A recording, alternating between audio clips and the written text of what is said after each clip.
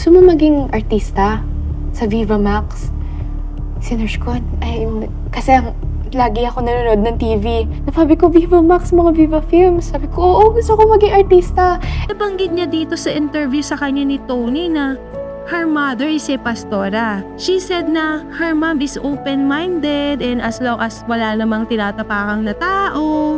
Paano mo sinasagot or hinahandle yung mga tao na sasabihin, akala ko ba born again Christian siya?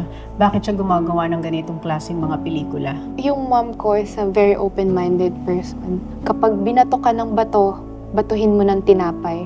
Hayaan mo sila, basta masaya ka sa ginagawa at mo wala kang tinatapakan na tao. Bakit hindi ko patunayan sa kanila na I'm more than this, na kaya ko din umacting, at kunin ko tong blessings na to, na project na to, as a stepping stone talaga.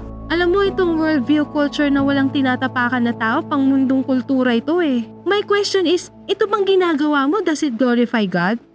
Romans 12:2. Do not conform to the pattern of this world, but be transformed by the renewing of your mind. Then you will be able to test and approve what God's will is good, pleasing, and perfect will. Bilang magulang, nais natin mapabuti ang ating anak at sa magiging future nito.